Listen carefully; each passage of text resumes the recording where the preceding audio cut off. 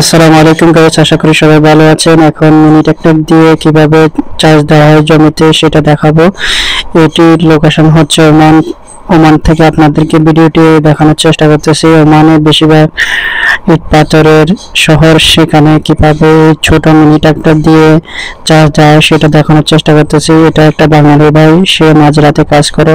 তো আপনাদেরকে ভিডিওর মাধ্যমে আসলে দেখানোর চেষ্টা করি আসলে যে ন্যাচারাল প্রাকৃতিক ভিডিওগুলো আসলে তুলে ধরার চেষ্টা করি আমার ভিডিওর মাধ্যমে।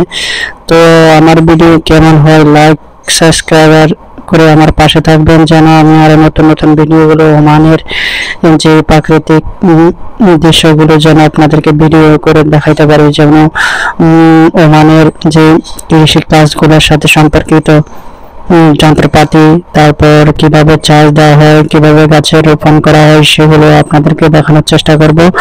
তো আশা করি সবাই ভালো আছেন। সবসময় আমার জন্য দোয়া করবেন যেন আমি সুস্থ থাকি, আর আপনাদের জন্য সুন্দর সুন্দর ভিডিও ও মানে কিভাবে বাঙালি ভাইয়েরা কাজ করে সেটা দেখানোর চেষ্টা করব।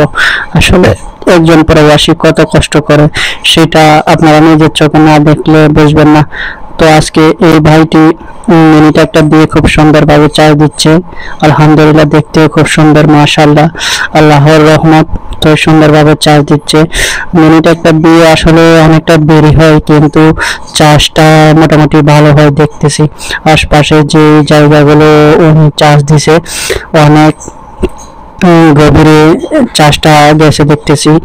তো আসলে কৃষিকাজের জন্য যারা ছোটখাটো জায়গা চাষ দিবেন তাদের জন্য আসলে মিনি ট্রাক্টর প্রয়োজন। এটা কিন্তু অনেক বড় জায়গা, এখানে বড় ট্রাক্টর হলে ভালো হতো, এর কষ্টটা খুবই কম হতো।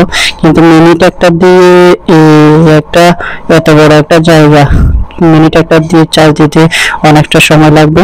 তো আসলে ওনার জন্য দোয়া করুন, ভালো থাকবেন। আসসালামু আলাইকুম।